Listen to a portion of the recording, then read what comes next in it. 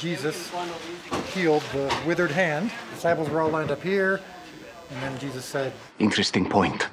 Walked right out there. Now it's Lazarus' living room with no roof, which is why it's empty for the rain. How would you describe this season, first for Jesus and then for those chosen to follow him, if you will? How would you describe it? Well, in season 3, we talked about that the theme was, "Come to me, you who are weary and heavy laden, I will give you rest." I think a good thing of a good perspective on this season to notice is that this time Jesus is weary and heavy laden, and he needs rest. Yeah. We see him throughout the season. Sometimes he even gets comforted by someone else.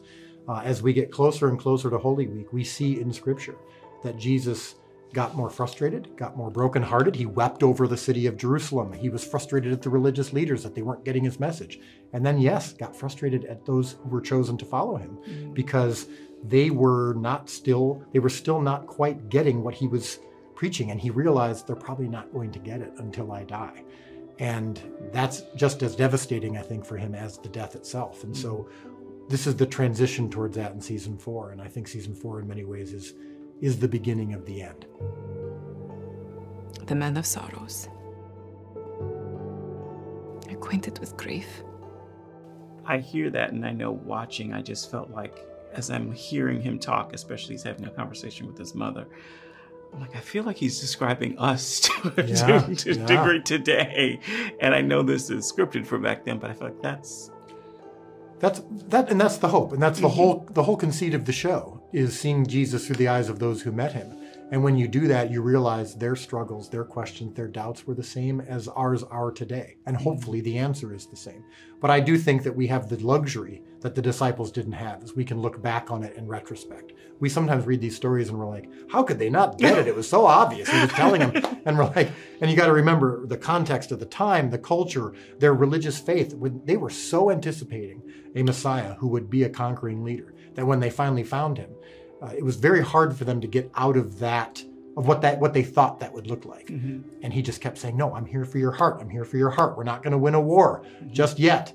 And they just couldn't grasp it. And so hopefully we don't make those same mistakes. This production seems to continue to grow. We've got the 4th season, the entire 4th season going to be available in theaters. It grows every time I talk to you. What's the blessing in that, and what's the burden? I think they're one and the same. And honestly, and I'm not just saying this to skirt the question, I really just don't think about that very much. Wow. I think the show demands certain things each season. Season 4 demanded a bigger scale. Time to shoot, every play. So in a lot of ways, that's exciting and that's fun and it's very gratifying. But like you said, it can be a burden, not because it's overwhelming, but because I've still got 3 seasons left. When I sit in front of the blank page, it doesn't care how successful or big the previous season was or how excited the audience was about it. It's a blank page that we have to still make good television that honors the character and intentions of Jesus in the Gospels. So I can't think too much about the burden or the blessing. When season 7 is over, and if I'm thrilled with the show, you and I will sit down and I will go, finally, I can be excited and I can be proud and we can rest for a little bit and the burden doesn't matter anymore and the blessing doesn't matter anymore. It's just we can just appreciate the impact it's having. That said, we are sitting at the start of season 4, so we know season 4 is complete. How much of this series, we're talking about 7, is done in your head or on paper right now? So season 5 is written. We're still making some final adjustments to it. In just a few weeks or so, we'll probably get together to start outlining season 6 and 7. Now, when we first sat down 5 years ago, we started from the end. Like we plotted out the whole storyline, and then we worked our way backwards. So where does this story end? We know there's the resurrection, but we're going to go a little further than that. Okay, so then how do we get there? All right, what's the end of season 1? How do we get there? What's the end of episode 1? So we've had a good idea of the general approach to where we're going from the beginning, but now we gotta pull it off.